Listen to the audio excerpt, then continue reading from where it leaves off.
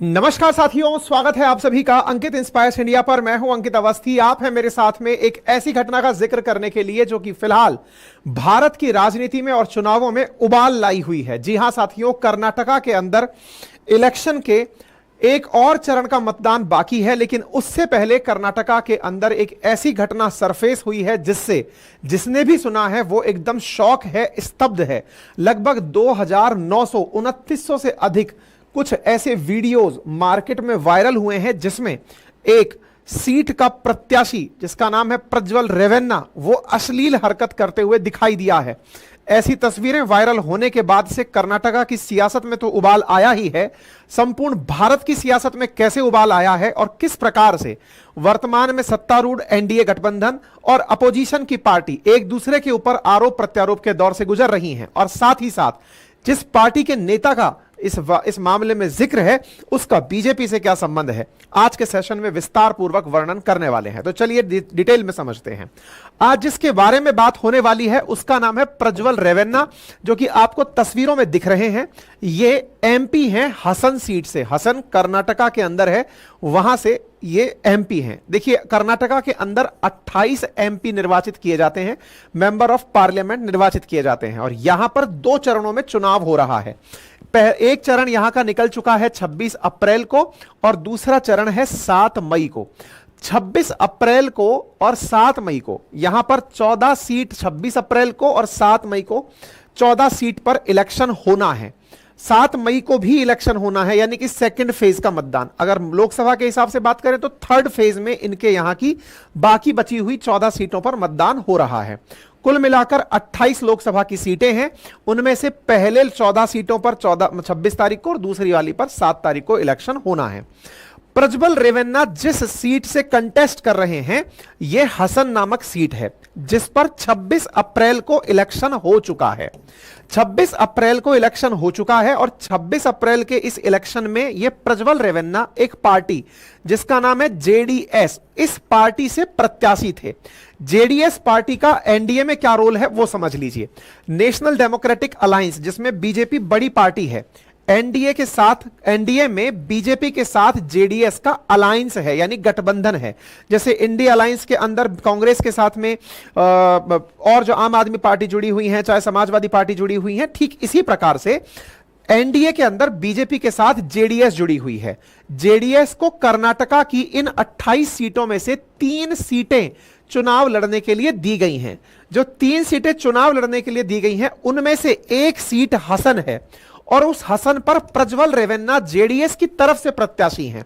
और ये जो प्रत्याशी हैं ये चुनाव 26 तारीख को लड़ करके फिलहाल जर्मनी भाग चुके हैं। क्यों भागे हैं, क्या पूरी कहानी है, विस्तार से जानते हैं। लेकिन ये प्रज्वल हैं कौन, अब थोड़ा सा ये जान लेते हैं। देखिए, भारत में एक प्रधानमंत्री हुए, हरदन हल्ली डॉडी डोडा देवेगौड़ा, एचडी देवेगौड़ा, जिन्होंने अपनी पार्टी बनाई जिसका नाम था जेडीएस नामक पार्टी। ये जेडीएस के मतलब देवेगौड़ा के होने को तो 5-6 संतानें हैं, लेकिन इनमें से 2 संतानें राजनीति में बहुत सक्रिय हैं। इनमें से एक का नाम एचडी कुमारस्वामी है, जो कर्नाटका के पूर्व मुख्यमंत्री रह चुके हैं, और इनके एक बड़े बेटे का नाम है एचडी रेवन्ना। ये यहां के मंत्री रह चुके हैं। जब कुमारस्वामी की सरकार थी तो उसमें रेवन्ना मंत्री थे। देवेगौड़ा की संतान है ये। इन रेवन्ना के पुत्र हैं प्रज्वल रेवन्ना। तो एचडी रेवन्ना और प्रज्वल रेवन्ना पिता पुत्र हैं, और इन पिता पुत्र पर ही आरोप लगा है 2900 से अधिक वीडियोस में कि इन्होंने अश्लील हरकतें की हैं। सेक्स स्कैंडल की तस्वीरें इन 2 के ऊपर वायरल हुई हैं। सीधा सा अगर असर देखा जाए तो यह समझिए कि एनडीए अगर सत्तारूढ़ पार्टी है, वर्तमान में 10 साल से सरकार में अगर एनडीए है, एनडीए में बीजेपी मेजॉरिटी पार्टी है, और बीजेपी के साथ अलायंस में जेडीएस जो 3 सीटों के लिए ही चुनाव में लड़ रही है, कंटेस्ट कर रही है 543 में से, लेकिन इन 3 सीटों के कारण ही इसका गठबंधन तो पूरी तरह से शर्मसार होगा ही, क्योंकि अल्टीमेटली एक ऐसी पार्टी पर सवाल खड़े होते हैं कि आपके अलाइज इस तरह का कृत्य कर रहे हैं। तो बड़ा सवाल यह है कि एनडीए के नाम पर मेजर पार्टीज ने क्या कहा, बीजेपी का इस विषय पर क्या स्टैंड है, जेडीएस का इस विषय पर क्या स्टैंड है, ये वीडियो कैसे वायरल हुए, चुनाव में इसका फर्क पड़ेगा या नहीं, सारी बातें आज के सेशन में है। तो ठीक है, ये आपके सामने कटिंग है जिसमें ये दिख रहा है कि 3 सीटों के लिए गठबंधन हुआ था जेडीएस और बीजेपी के बीच में। ये 3 सीटों पर लड़ने वाले प्रत्याशी हैं जो आपके सामने तस्वीरों में दिख रहे हैं। अब प्रज्वल रेवन्ना के खिलाफ ये महिलाएं आपको तस्वीरों में बैठी दिख रही हैं। तस्वीरों में जो महिलाएं और भी दिख रही हैं वो अपने हाथ में पेन ड्राइव की तस्वीर लेकर खड़ी हैं। ये महिलाएं प्रोटेस्ट कर रही हैं प्रज्वल रेवन्ना के खिलाफ कि ऐसे व्यक्ति राजनीति में क्यों हैं। बीजेपी जो नारी शक्ति की बात करती है वो ऐसे नेता को अपनी पार्टी में क्यों रखती है, इस तरह की बातें अपनी पार्टी से मतलब गठबंधन के साथ में क्यों रखती है, इस तरह के सवाल ये महिलाएं अपने आंदोलन में पूछ रही हैं। प्रज्वल रेवन्ना ये तस्वीरों में आपको दिखाई दे रहे हैं, आप एचडी देवेगौड़ा के प्रिय पोते हैं। एचडी देवेगौड़ा की लगातार सीट हुआ करती थी, यानी कि एक सुरक्षित सीट हुआ करती थी हसन। उस हसन सीट पर एचडी देवेगौड़ा ने अपने पोते को चुनाव में उतारा था 2019 में, और खुद एक और तुरमूर नामक सीट से चले गए थे चुनाव लड़ने के लिए, और कहकर गए थे कि मेरी ये पैतृक संपत्ति के रूप में मतलब विरासत जो है मेरे पोते को दे दीजिएगा। पोता यहां पर चुनाव लड़ता है और चुनाव जीत जाता है। तब से ही ये यंगेस्ट एमपी बने। 29 साल की उम्र में भारत के तीसरे सबसे छोटी उम्र में एमपी बनकर राजनीति में प्रवेश किए हैं। ऑस्ट्रेलिया से पढ़े हुए हैं, और चूंकि बाबा दादा इनके सब राजनीति में ही हैं, तो राजनीतिक अनुभव भी साथ साथ लिए हुए हैं। फिलहाल प्रज्वल रेवन्ना जर्मनी भाग गए हैं, ऐसा मीडिया का कहना है, और इनको लेकर के जांच गठित करने के लिए एसआईटी गठित कर दी गई है। आज के सेशन में हम इस पूरी घटना को सिलसिलेवार तारीख दर तारीख डिस्कस करेंगे, क्योंकि अब यह खबर अंतरराष्ट्रीय मीडिया हाउसेस ने भी अपनी तरफ से उठा ली है। तो चलिए आपसे एक सवाल पूछ लेते हैं, बताइएगा कर्नाटका में वर्तमान में मुख्यमंत्री कौन है। पोल आपके कमेंट बॉक्स में ऑन कर दिया गया है, जाकर आप उसमें आंसर करिए। आगे चल करके आपको आंसर सेशन के दौरान पता चल ही जाएगा। बाकी आपसे गुजारिश कर लेते हैं, चैनल पर नए हैं तो सब्सक्राइब कर लीजिएगा। और हां, कल तक जिन लोगों ने हमारे कोर्सेज परचेज किए थे, चाहे नटराज था या एथिक्स बैच था, जिन्हें भी कोई टेक्निकल दिक्कतें आई थी, आज रात तक हमने ये ऑप्शंस और ओपन रखे हैं। आज के बाद पूरी तरह से ये बंद हो जाएंगे। साथ ही एक नई खबर ये है कि कल से बीपीएससी के लिए हमारे नए बैचेस लॉन्च हो रहे हैं, जिनके लिए आप अपनी पाठशाला पीसीएस चैनल पर जाकर के क्लासेस ले सकते हैं। हमारे यूट्यूब चैनल पर तो क्लासेस हैं ही, हमारे एप्लीकेशन पर भी डेमो क्लासेस उपलब्ध हैं। आप जाइए, जहां पर आपको रेगुलर क्लास की PDF, practice set, live doubt session सब मिलेंगे। मात्र 4500 के अंदर आपको कंप्लीट बीपीएससी का बैच लाइव प्लस रिकॉर्डेड दोनों फॉर्मेट में मिल रहा है। मेरी कंप्लीट टीम इसको आपको करा रही है। और इसके साथ साथ यदि आप मेरा जीएस फाउंडेशन बैच भी लेना चाहते हैं, बीपीएससी के अंदर तो सारे कोर्सेज पढ़ाए जाएंगे ही, इसके अलावा अगर आप मेरा लाइव फाउंडेशन बैच भी चाहते हैं तो फाउंडेशन बैच के साथ आपको यह कोर्स 5500 रुपए में उपलब्ध है। यह ऑफर सीमित 7 दिनों के लिए उपलब्ध है। जिन्हें एडमिशन लेना हो अपना एडमिशन बुक कर लें। बाकी जीएस रिकॉर्डेड बैच आपका 1499 में है, और पुराने स्टूडेंट अगर इसे रिन्यू करना चाहते हैं तो 799 में उन्हें उपलब्ध कराया जा रहा है। चलिए आगे बढ़ते हैं। बात हो रही है भारत के अंदर एक दक्षिणवर्ती राज्य जिसका नाम है कर्नाटक। अरब सागर से जुड़ा हुआ कर्नाटक अपनी 28 लोकसभा सीटों के लिए जाना जाता है। यहीं पर यह सीट है जिसका नाम हसन आपको दिखाई पड़ रहा है। मैसूर के उत्तर में अगर आप देखते हैं तो हसन आपको यहां पर दिखाई पड़ रहा है।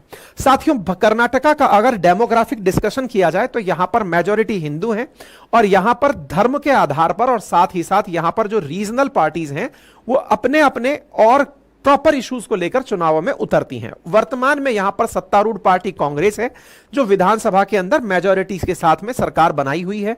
अपोजिशन में यहां पर एनडीए है। एनडीए के अंदर 86 सीटें हैं, और एनडीए की सीटों में मेजर पार्टी बीजेपी है और सेकंड पार्टी जेडीएस है। विधानसभा के अंदर 19 सीटें जेडीएस के पास में है। यह वही जेडीएस है जिसे जनता दल सेक्युलर के नाम से जाना जाता है, जिसे एचडी देवेगौड़ा के द्वारा स्थापित किया गया था। यह वही एचडी देवेगौड़ा है जो भारत के प्रधानमंत्री भी रहे हुए हैं। एचडी देवेगौड़ा ने अपने मतलब कार्यकाल के साथ साथ अपने बेटे को सीएम का पद भी दिलवाया। एचडी कुमारस्वामी का पद यहां पर 2006-07 के बीच में और 18-19 के बीच में दिखाई दे रहा है। उन्हीं के पोते यानी जेडीएस के जो नेता एचडी देवेगौड़ा हैं, उन्हीं के पोते प्रज्वल रेवन्ना जो कि हसन सीट से एमपी हैं, उन्हीं की आज चर्चा की जा रही है। एचडी देवेगौड़ा भारत के 96 से लेकर के 97 के बीच में प्रधानमंत्री रहे थे। यह भारत के 11वें प्रधानमंत्री थे। फिलहाल ये राज्यसभा के अंदर सांसद के पद पर हैं। ठीक है, एचडी देवेगौड़ा के छोटे बेटे कुमारस्वामी सीएम रह चुके हैं, और इनके बड़े बेटे एचडी रेवन्ना एमएलए रह चुके हैं। इनके ही पोते प्रज्वल रेवन्ना के ऊपर आरोप है, यानी प्रज्वल एचडी देवेगौड़ा की तीसरी पीढ़ी है। इनके पिताजी एचडी रेवन्ना के मतलब प्रज्वल रेवन्ना के पिताजी एचडी रेवन्ना यहां के मंत्री पीडब्ल्यूडी मिनिस्टर रह चुके हैं। ठीक है साहब, अब बात करते हैं प्रज्वल रेवन्ना के ऊपर लगे आरोप की। रेवन्ना का जन्म 1990 में हुआ और कहते हैं कि यह उस दौर में जब मंडल कमीशन को लेकर के आंदोलन चल रहे थे, तब इन्होंने राजनीति मतलब जन्म लिया और उसके बाद की राजनीति इनके परिवार वाले लंबे समय से करते चले आ रहे हैं। इन्होंने कहीं ना कहीं से बढ़िया ठीक सी पढ़ाई भी की है। बेंगलोर से इन्होंने इनिशियल पढ़ाई की, उसके बाद फिर ये पढ़ने के लिए ऑस्ट्रेलिया चले गए। लौटकर आए तो फिर यहां आकर के अपने पेरेंट्स के साथ मिलकर दादा के लोकसभा चुनाव को जिताने में इन्होंने मेहनत की, खूब खून पसीना बहाया, फाइनली दादा को चुनाव जिता दिया। 2018 में प्रज्वल विधानसभा चुनाव लड़ना चाहते थे, लेकिन इन्हीं की पार्टी ने इन्हें टिकट नहीं दिया। इसके बाद में इनके दादा देवेगौड़ा ने 2019 के जब लोकसभा चुनाव हुए तो हासन लोकसभा सीट जो उन्होंने अपने लिए रखी हुई थी, पुराने समय से चली आ रही थी, वो अपने पोते को दे दी कि भैया तुम यहां से चुनाव लड़ो। और एचडी देवेगौड़ा ने घोषणा की कि अब मैं यहां से चुनाव नहीं लड़ूंगा, मैं अपने बेटे को, अपने पोते को यहां से चुनाव लड़ा रहा हूं। एक भावुक अपील करते हुए प्रज्वल को यहां से चुनाव लड़ने के लिए बिठा दिया और खुद यहां से छोड़ करके नजदीकी सीट तुमकुर पर चुनाव लड़ने चले गए। हालांकि एचडी देवेगौड़ा सीट हार गए, लेकिन यहां पर प्रज्वल चुनाव जीत गए। लगभग 1.25 लाख वोटों से 1.5 लाख वोटों के आसपास से प्रज्वल यहां से चुनाव जीत गए। लेकिन इनके दादा जो हैं वो तुमकुर नामक सीट से लोकसभा चुनाव हार गए, जिससे इनके ऊपर एक मोरल प्रेशर क्रिएट हुआ और इन्होंने 12 घंटे के भीतर ही अपने पद से इस्तीफा दे दिया। अपने पद से इस्तीफा हालांकि इनकी पार्टी ने स्वीकार नहीं किया और ये लगातार तब से सांसद इस सीट से बने हुए हैं। फिलहाल ये अपनी पार्टी के राज्य महासचिव भी हैं। प्रज्वल रेवन्ना आज के दिन क्यों सुर्खी में आए, अब उस पर आते हैं। तो चूंकि ये हासन सीट से सिटिंग एमपी हैं, फिलहाल वहां पर चुनाव 26 अप्रैल को हुआ। कर्नाटका के अंदर 2 फेजेस में कुल 28 सीटों पर लोकसभा चुनाव होने थे। तो 26 अप्रैल के दिन जो चुनाव हुए, उससे मात्र 5 दिन पहले लगभग 20 तारीख के दिन अचानक कुछ बसेस में, कार में, रेल में पेन ड्राइव्स लोगों को मिलना शुरू हुई। उन पेन ड्राइव्स के अंदर लगभग 2000 से ज्यादा फाइलें थी। लगभग 2900 से अधिक ऐसी फाइल्स थी जिसमें प्रज्वल रेवन्ना यानी कि हसन के ही सांसद कुछ महिलाओं के साथ अश्लील फोटो के साथ या फिर उनकी वजह से महिलाएं गिड़गिड़ाती हुई उन तस्वीरों में दिखाई दे रही थी। ये वायरल वीडियो, ये वायरल पेन ड्राइव जो कि ससंगत तरीके से, प्रॉपर तरीके से प्लान करके बसेस में, टैक्सीज में, टेम्पोज में, कार्स में रखी गई थी। लोगों ने जब चला चलाकर इन्हें देखा तो अपने एमपी की तस्वीर उनके सामने थी। यह एक ऐसा माहौल था जो कि जंगल में आग की तरह फैला। लोगों के सामने ऐसी चीज छुपी हुई नहीं रह सकती थी और लोगों ने जैसे ही इन तस्वीरों को देखा, यह न्यूज वायरल होने लगी, तस्वीरें वायरल होने लगी। और तस्वीरें वायरल हुई तो स्वाभाविक है कि चुनाव के समय पर अगर किसी भी व्यक्ति के बारे में ऐसी तस्वीरें बाहर आएंगी तो निश्चित है कि अपोजिशन को इसका लाभ मिलेगा और जो चुनाव में कॉन्टेस्ट कर रहा है उसे इसका नुकसान होगा। हालांकि परिणाम बताएंगे कि किसे कितना फायदा और कितना नुकसान हुआ, लेकिन जो मंशा है उसको लेकर के किसी के भी दिमाग में इस प्रकार के सवाल क्रिएट हो सकते हैं। एनीवे, यहां पर यह वायरल जितनी भी चीजें हुई, इनमें इस बात से किनारा नहीं किया जा सकता कि इतनी बड़ी संख्या में महिलाएं रो रही हैं, गिड़गिड़ा रही हैं और ऐसी वीडियोस हैं जिसमें प्रज्वल रेवन्ना महिलाओं के सामने खड़े होकर के उनके वीडियो बना रहे हैं, उन्हें ब्लैकमेल कर रहे हैं। उनके पिताजी पर भी आरोप है कि वो भी, यानी इनके पिताजी एचडी रेवन्ना, वो भी इसी प्रकार की घटनाओं में लिप्त रहे हैं। अब ये सब बातें बाहर कैसे आई? जब ये वीडियो मार्केट में सरफेस होने लगा तो कुछ मीडिया हाउसेज ने, जैसे राजदीप सरदेसाई जी ने, इन्होंने इन न्यूज को उठाना शुरू किया और उठाते उठाते ये सारी चर्चा देश के अंदर होने लगी। वायरल वीडियोस के चलते 28 अप्रैल को केस दर्ज कराया गया, क्योंकि पहले धीरे धीरे ये न्यूज वायरल होती गई। 26 अप्रैल को चुनाव होना था, चुनाव हुए, इस बीच में प्रज्वल देश छोड़ करके जर्मनी निकल लिए। अब यहां पर जो बात निकलकर बाहर आई, जिसके चलते 28 तारीख को महिला कर्मचारियों के द्वारा केस दर्ज कराया गया, इनमें से 6 महिला कर्मचारी ऐसी थी जो रेवन्ना के घर में ही काम करती थी। जब रेवन्ना के घर में काम करती थी तो महिलाओं का आरोप था कि जब घर की महिलाएं घर पर नहीं होती थी तो प्रज्वल उन महिलाओं को अपने स्टोर रूम में बुला करके उनके साथ छेड़खानी किया करते थे, उन्हें फल देने के बहाने बुलाते और उनके साथ अश्लील हरकतें किया करते थे। ऐसी हरकतें जिनकी वजह से वो डर जाया करती थी और महिलाएं और कई सरकारी अधिकारी इस प्रकार के वीडियोस के अंदर देखे गए हैं। प्रज्वल उन फोटोज को और उन वीडियोस को उन्हें ब्लैकमेल करने के लिए उपयोग में लिया करते थे और प्रज्वल के द्वारा इन तस्वीरों का संकलन किया जाता था। अब यह बात बड़ी है कि उन्हें किन धाराओं के अंदर बुक किया गया है, हालांकि अभी प्रज्वल यहां है नहीं, तो उनके ऊपर section 354A, section 506, section 354D और सेक्शन 509 के तहत केस दर्ज किया गया, जिसमें सेक्सुअल हरेसमेंट के साथ साथ पनिशमेंट ऑन क्रिमिनल इंटिमिडेशन और यहां पर स्टॉकिंग जैसे मुद्दों को ध्यान में रखा गया है। जैसे ही यह बात केस के रूप में आई तो कांग्रेस का हमलावर होना तय था। कांग्रेस जो कि यहां पर सत्तारूढ़ पार्टी है, सत्तारूढ़ पार्टी के द्वारा जहां 26 तारीख के चुनाव तो सामने थे ही, 7 मई के भी चुनाव सामने है। कर्नाटका की 14 सीटों पर सीधा प्रभाव देखने को बन सकता है। जेडीएस के नाम पर कांग्रेस ने एनडीए को घसीटा और एनडीए के साथ साथ बीजेपी को घसीटा और बीजेपी को घसीटते हुए नरेंद्र मोदी को घसीटा और कहा कि बीजेपी का असली चाल चरित्र और चेहरा यह है। मतलब यह हुआ कि जहां प्रज्वल का नाम आया, प्रज्वल चूंकि एनडीए के अलायंस में जेडीएस पार्टी से हैं, जेडीएस के सांसद हैं, तो निश्चित ही इनका तार बीजेपी से होगा। तो देखिए इस तरह के नेताओं को बीजेपी एंडोर्स करती है, ऐसा कहकर कांग्रेस ने आरोप लगाया। लोगों के द्वारा, महिलाओं के द्वारा विरोध प्रदर्शन, राजनेताओं के द्वारा विरोध प्रदर्शन इस घटना के हुए। कर्नाटका सरकार ने तत्काल प्रभाव से इन वीडियोस को ध्यान में रखते हुए स्पेशल इन्वेस्टिगेशन टीम यानी एसआईटी का 28 तारीख को गठन कर दिया। 2 महिला एसपीओ के नेतृत्व में 2 अलग अलग टीम बनाई गई हैं जो इन वीडियोस की सत्यता की जांच करेंगी। साथ में उस जगह से कहां से ये फैली हैं, प्रज्वल से क्या कनेक्शन है, उन सब बातों की जांच की जाएंगी। अब बड़ा सवाल यह आता है कि इलेक्शन टाइम पर ही ये चीजें बाहर कैसे आई, और इलेक्शन टाइम पर आते समय निश्चित ही किसी को फायदा और किसी को नुकसान भले ही हो, लेकिन ये एक दिन में हुई घटना तो नहीं थी। क्यों? क्योंकि प्रज्वल के पिताजी का कहना है कि जब ये घटनाएं 4-5 साल पुरानी हैं तो इलेक्शन के टाइम पर ही बाहर क्यों आई। अब इस विषय पर आपको यह बात समझनी होगी। हुआ क्या, अब समझिए। यहां पर यह जो व्यक्ति आपको चेहरे का दिखाई दे रहा है, यह असल में प्रज्वल का ड्राइवर हुआ करता था। प्रज्वल का ड्राइवर, इसका नाम कार्तिक नाम है।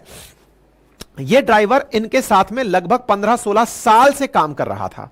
15-16 साल से जो यह ड्राइवर काम कर रहा था, इसी ड्राइवर के द्वारा यह मीडिया आउटलेट्स को और यह जानकारी लोगों को दी गई थी। हुआ क्या, अब उसके बारे में सुनते हैं। असल में हुआ क्या, पिछले साल जून में प्रज्वल ने बेंगलोर सिविल कोर्ट में एक मुकदमा दायर करवाया और उसने कहा कि लगभग 86 मीडिया आउटलेट और 3 व्यक्ति ऐसे हैं जो मेरे खिलाफ, मेरी इमेज के खिलाफ वीडियो प्रसारित कर रहे हैं। मैं उन वीडियोस को रुकवाने की मांग करता हूं।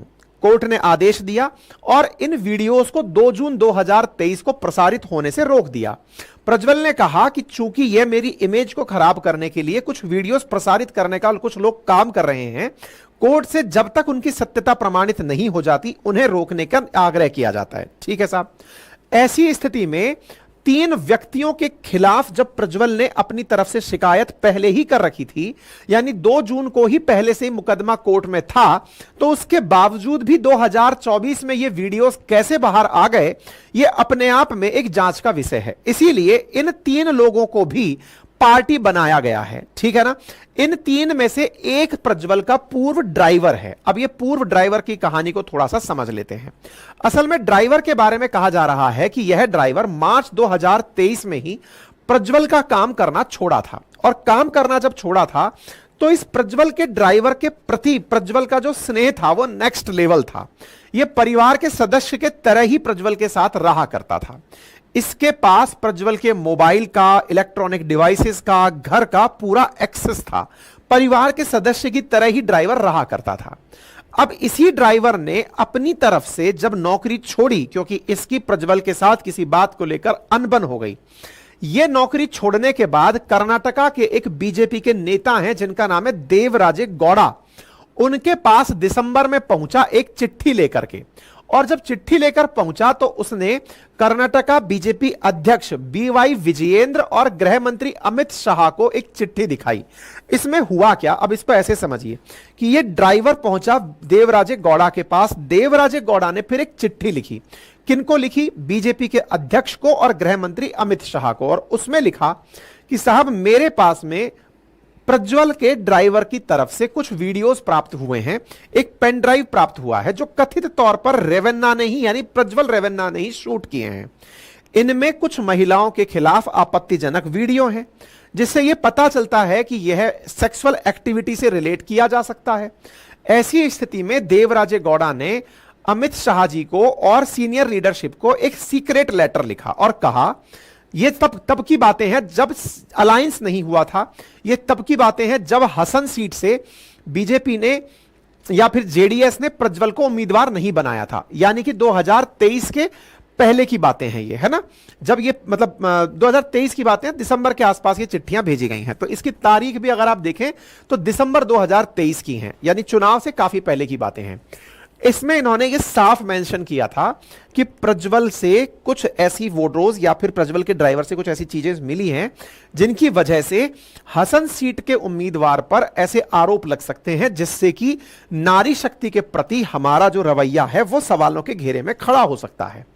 ऐसी एक चिट्ठी वायरल हो रही है देवराजे गौड़ा की कि इन्होंने अपने सीनियर लीडरशिप को आगाह किया था। तो प्रज्वल के इस वीडियो का देवराजे गौड़ा तक पहुंचना कैसे हुआ, अब वो समझते हैं। तो असल में ये जो व्यक्ति मैं आपको बता रहा हूं, जिसका नाम कार्तिक बताया गया है, ये व्यक्ति अपना पेन ड्राइव लेकर के देवराजे गौड़ा के पास पहुंचा था। अब बड़ा सवाल यह है, प्रज्वल की शिकायत करने वो देवराजे गौड़ा तक क्यों पहुंचा? इसके पीछे इस ड्राइवर का मानना है कि असल में प्रज्वल रेवन्ना और कांग्रेस के बीच में, या कहिए कि जेडीएस और कांग्रेस के बीच में मित्रता है। इस मित्रता के चलते हो सकता है कि वो प्रज्वल पर कोई एक्शन ना ले, लेकिन आप एक्शन ले सकते हैं, मैं इसलिए आपके पास आया हूं, ऐसा ड्राइवर का कहना था। ड्राइवर ने ऐसा काम क्यों किया? इसके पीछे पता चला कि ड्राइवर का प्रज्वल के साथ किसी बात को लेकर अनबन चल रहा था। अनबन किस बात को चल रहा था? परिवार के मामले में कोई जमीन को लेकर विवाद चल रहा था। बेनामी संपत्तियां समटाइम्स नेता लोग अपने ड्राइवर, अपने गार्ड्स, अपने खाना बनाने वाले इनके नाम कर देते हैं, जैसा अक्सर फिल्मों में देखा जाता है, और यह सच के बहुत करीब रहता है।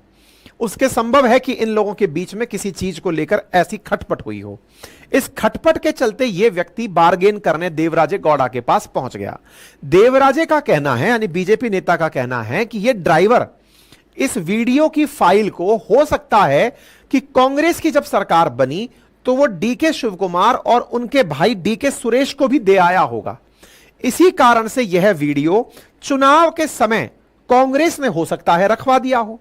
कहने का मतलब कुल मिलाकर यह है कि अब सवाल यह निकल कर आ रहा है कि यह अल्टीमेटली पेन ड्राइव बीजेपी नेता को दिया गया था। आरोप लग रहे हैं ड्राइवर के ऊपर कि उसने कांग्रेस के नेताओं को दिया होगा। कांग्रेस के नेताओं ने उस वीडियो को सब जगह, उस पेन ड्राइव को सब जगह डिस्ट्रीब्यूट करवा दिया, जिससे इलेक्शन में इसका सीधा इंपैक्ट पड़ सके। यानी कि यह ऐसा हिडन सीक्रेट था जो कि जून 2023 में ऑलरेडी कोर्ट में गया हुआ था। कोर्ट में ऑलरेडी प्रज्वल ने अपनी तरफ से ये वो लगा रखी थी कि मेरे खिलाफ कुछ वीडियोस बाहर आ सकते हैं, आप पहले दोनों पक्ष सुने, उसके बाद फैसला लें। इसके बावजूद भी ये वीडियो बाहर आए तो हो सकता है कि इसके पीछे देवराजे गौड़ा का ही हाथ हो। ऐसा इसलिए कि हो सकता है देवराजे गौड़ा खुद इस वाली सीट, हसन सीट से चुनाव लड़ना चाहते हो, और सीट से चुनाव रोकने के लिए, प्रज्वल को रोकने के लिए वो इस वीडियो का दुरुपयोग करना चाहते हो। एसआईटी इस विषय की भी जांच करेगी। दूसरा यह भी संभव है कि अब देवराजे गौड़ा को तो लाभ मिला नहीं, तो कहावत है कि खाया नहीं तो ढुलाया सही। ऐसी स्थिति में देवराजे गौड़ा ने ही कांग्रेस को यह वीडियो पकड़ा दिए हो कि भाई कोर्ट लगाएगी, जांच करेगी, कोर्ट ने स्टे दे रखा है, वो तो सब हटाओ, लेकिन आप अपनी तरफ से चूंकि सरकार में हो, चुनाव सामने है, इसका फायदा ले लो। तो बोले इन वीडियोस को आप अपनी तरफ से सर्कुलेट करवा दो। जो भी हो, फिलहाल एसआईटी इस विषय पर जांच तो कर ही लेगी, लेकिन चुनाव के समय पर एक बड़ा मुद्दा निकल कर आ गया, और मुद्दा बड़ा संगीन है। मुद्दा संगीन यह है कि इतनी सारी महिलाओं के साथ अगर कोई असॉल्ट हुआ है तो यह असॉल्ट निश्चित ही जांच का विषय है, और इस पर जिम्मेदारों को कड़ी से कड़ी सजा मिलनी चाहिए। इसी के चलते जब इनके पिता से पूछा गया कि साहब आपका नाम भी आ रहा है, तो उन्होंने भी वही जेन्युइन जवाब दिया और कहा कि साहब 4-5 साल पुराने वीडियोस हैं, तो अब क्यों आए हैं? यदि ऐसा है, अगर वो 4 साल पुरानी कोई चीज है, तो यहां पर एक बड़ा मतलब पॉइंट निकल कर आता है कि क्या आप ये खुद स्वीकार करते हैं कि 4-5 साल पहले ऐसा कुछ था? भाई ये तो फिर से एक बहुत बड़ा प्रश्न है। ये 4-5 साल क्या, मीटू कैंपेन में तो लोगों ने 25-25, 30-30 साल पुरानी घटनाएं निकाल दी थी। अगर 4-5 साल पुरानी घटना भी है तो घटना तो है ना महाराज। और अगर घटना है तो आप इस चीज पर क्यों नहीं अपनी तरफ से यह कह रहे कि हां हम दोषी हैं। इसके साथ साथ इनके चाचा जो पूर्व मुख्यमंत्री रहे हैं, उन्होंने कहा कि अगर वो जिम्मेदार हैं तो उस पर कड़ी से कड़ी कार्रवाई करनी चाहिए। इसी के चलते उन्हें पार्टी से निष्कासित कर दिया गया है। प्रज्वल रेवन्ना को जेडीएस ने अपनी पार्टी से निष्कासित कर दिया है। प्रज्वल भले ही बाहर बैठे हों, फिलहाल वो वकीलों के माध्यम से कोर्ट में अपना पक्ष रख रहे हैं, लेकिन प्रज्वल को जेडीएस ने अपनी पार्टी से बाहर कर दिया है। बीजेपी ने भी साफ साफ अपनी तरफ से कह दिया है। अमित शाह का आज ही का बयान है और उन्होंने कहा है कि प्रज्वल पर सख्त एक्शन लिया जाएगा। बीजेपी मात्र शक्ति के साथ है। आज वो गुवाहाटी में एक मीटिंग में थे और उसमें उन्होंने कहा कि जेडीएस ने तो प्रज्वल को सस्पेंड कर ही दिया है। बीजेपी अध्यक्ष ने भी बीजेपी का रुख स्पष्ट कर दिया है और राजनीतिक दल कोई भी राजनीतिक दल इस मामले में समर्थन नहीं करेगा। बीजेपी ने अपनी तरफ से अपना स्टैंड क्लियर कर दिया है। यानी कि कोई भी, और निश्चित ही कोई भी राजनीतिक दल हो, किसी भी इस प्रकार के आरोपी के साथ कोई भी खड़ा नहीं रह सकता। अगर कोई गलत है तो गलत ही है। बिल्कुल वैसे ही जिस प्रकार से जो टीचर्स भर्ती घोटाले के अंदर तृणमूल कांग्रेस के नेता चटर्जी का जब नाम आया था तो फिर ममता दीदी ने उन्हें अपनी पार्टी से ही निष्कासित कर दिया था कि आपका हमारी पार्टी से कोई लेना देना नहीं है। एग्जैक्टली जब सेक्स स्कैंडल में प्रज्वल का नाम आया है तो निश्चित ही पार्टी ने जो एक्शन लिया वही एक इकलौता ऑप्शन था। अब कोर्ट को अपना काम करना है, कानून को अपना काम करना है और राजनीतिक पार्टियां अपना काम करती रहेंगी। ठीक है, फिलहाल के लिए प्रज्वल सस्पेंड हो चुके हैं। प्रज्वल विदेश में भाग चुके हैं। हालांकि कर्नाटका सीएम ने प्रधानमंत्री को भी पत्र लिखा है और एक्सटर्नल मिनिस्ट्री को भी पत्र लिखा है और कहा है कि आप एक्सटर्नल मिनिस्ट्री के नाम पर उनको जो स्पेशल डिप्लोमेटिक एक्सेस मिला हुआ है उसे रुकवाइए और उन्हें वापस बुलवाइए। ठीक है, फिलहाल एसआईटी इस पूरे मामले की जांच करेगी। प्रज्वल पर जो भी आरोप लगे हैं उनकी बिल्कुल पारदर्शी तरीके से जांच होनी चाहिए। ऐसे लोग जिन्होंने समाज के अंदर रक्षक ही भक्षक बन जाएं जैसी कहानियों को चरितार्थ किया हो, उन्हें सख्त से सख्त सजा देकर के समाज को एक मैसेज दिया जाना चाहिए कि कानून सबके लिए समान है। Equality of law, equality before law जैसे चीजें भारत में एग्जिस्ट करती हैं। कानून को और न्यायपालिका को अपनी तरफ से भी स्वतः संज्ञान लेकर इस पर कार्रवाई करनी चाहिए। बाकी आप इस विषय पर क्या सोचते हैं, कमेंट बॉक्स में अपनी राय जरूर लिखें। फिलहाल के लिए इतना ही। रिक्वेस्ट रहेगी, चैनल पर नए हैं तो सब्सक्राइब कर लें। इसी प्रकार की अपडेटेड खबरें आप तक पहुंचती रहेंगी।